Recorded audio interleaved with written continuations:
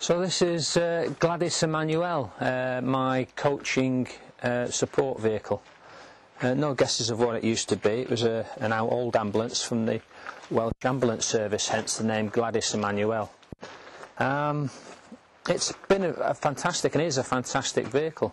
It fulfills every sort of requirement I wanted for it, and one of the reasons I got it largely was at a circuit like, say, Cadwell Park, for instance, where there isn't a good or any garage facility. Is it somewhere, particularly on a bad day, you can actually take the clients on board, get away from all the noise and humdrum, have a sit down, and we can go through and review footage in a quiet, warm, dry environment. Plus, where I live in Harrogate, where I haven't got a garage or anything, so for many years it was where I used to store my bike and work on my bike, so it was like a complete workshop facility. The sides of the van are a nice flat surface, so originally when we had the van, when we first got it, we sold effectively each side and advertised, putting various sponsors on the side, and that helps to subsidise the initial purchase price of the vehicle. But now we've taken the sponsor off, and this side, the entry side, I've covered the vehicle in effectively 36 years of Mike Edwards.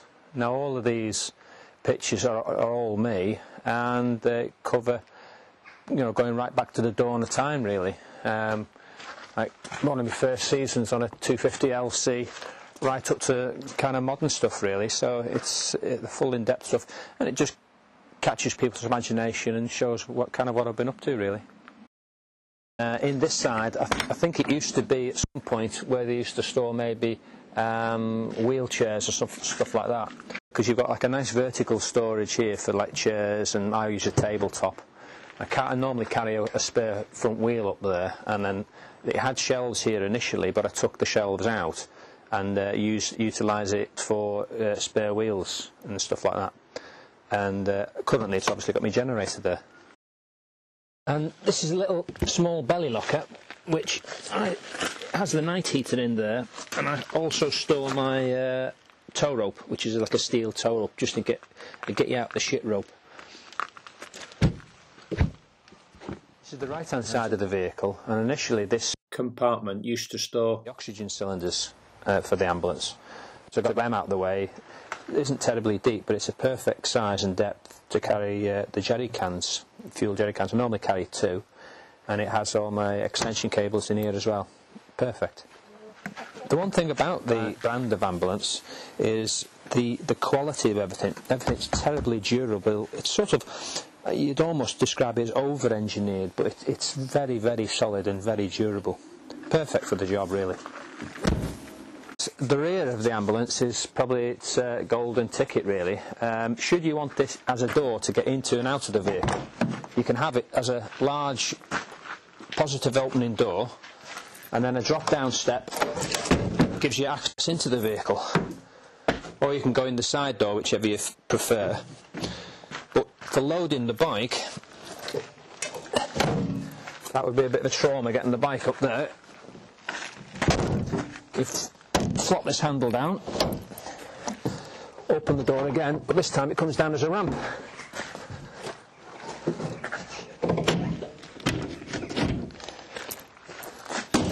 Nice big broad ramp, and you can literally just ride the bike in. Perfect again. Again, a very easy side entrance should you want to, or the back door, whichever you prefer. There's absolutely masses of storage facility. This side here you've got lots of storage facility to go at. All drawers, and then side opening lockers for all your bits and bobs. An overhead locker which runs over the top of the cab. And then running down the side of the vehicle you've got these various little knick-knack opening out jobbies.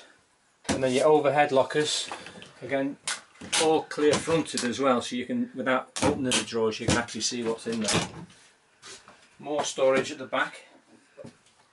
Down the side they've got these little slim lockers accessible through the top, which I carry like wheel ramps and stuff which I don't use that often. That tends to not be used too much. More overhead this side. with a small locker at the back. And then you've got the 2 chairs which you can sit down in relative comfort, and the 90-litre exit pipe is just down there. It's got lighting as well and ventilation should you need it. Fire blanket even, all the mod cons. Well, this is my wheel chock when I'm getting the bike in, so literally just bike straight in there, front wheel goes in, locks the front wheel in place, and then I've got 2 tie down points here and here. The good thing about these tie down points is you can quite quickly put them in place or take them out. I've got plenty of room for my stands up at the front. That's quite convenient where they actually travel, so they're out of the way, because I'll get the bike out first and then go and replace, get the stands underneath it. Nice little trolley, wheel around trolley, we call it the nurse's trolley, which can carry my computer and stuff when I'm in the garage. Fan in case it's really hot, which it's been this summer, and we've got quite a bit of use out of that, to be honest. Well, my leathers hang from these tie down points here, which you can move along to various places, nice secure, and they keep it to the side so the leathers are out of the way. These little hangers here, I hang my t-shirt and socks and stuff like that on, fairly light stuff, and again they can be moved about for whatever you need. And right at the back, stuffed in the corner there, is pop-up awning should we need it. Already used it a couple of times this year, mainly to stay out of the heat. Well, what I tend to do is keep stuff in separate compartments so I'm not rooting about. So basically all oil, lubes, cleaning equipment. Next one is various sprays, cleaning, lubes and that sort of stuff. Then in this one here is foot pumps, cable ties, tape, that sort of thing. This one's a little bit empty at the minute because I've got my European box in action currently, but angle grinder, socket set and stuff like that. On here, this is the little control panel for the extractor fan, should you need it. And when I've got the little fridge here as well, so when I get my fridge into action, I turn my fridge on and the fridge fires up, and then you've got a separate 12 volt charging points should you need. Well, yeah, funny thing really, we put the 12 volt fridge using what is effectively the incubator. Obviously an old ambulance term. 90-litre on the side, and then you've got your lights, overhead lights and stuff like that. This is a motion sensor alarm for when we have the vehicle parked up when it's loaded, say if we're stopping at a hotel or it's outside the house before we set off for something in the morning. And it just goes off. We have a remote sensor wherever we are at the time, so it alerts me to action if the door gets opened or whatever.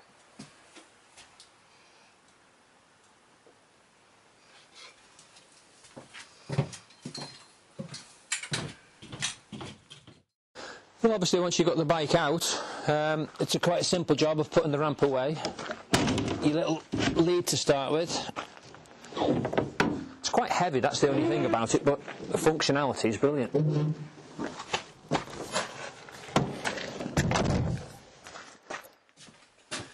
The locking mechanism, it has got a key lock on the outside, but just for an extra bit of security I put this deadbolt in, so nobody's getting into that from the outside. And then down this side I've got my residue tape, because I like my tape. Tyre warmers. These tyre warmers I actually love them to pieces. The Australian Bandit is the brand. I've had them repaired twice over God, how many years of service, and they get a lot of grief, and they do a great job. They come back like brand new.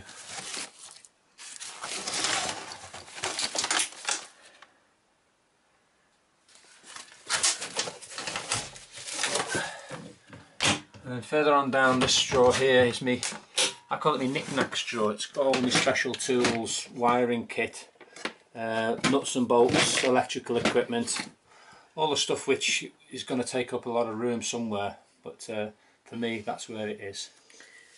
Well, this used to be my workshop, but It's also ideal for a situation where I'm with a client and he has maybe a slip off or a mechanical failure, and I've now should be able to, in most situations, barring a really big crash, should be able to either kick the bike straight or do a repair sufficiently enough to get the bike back up and running.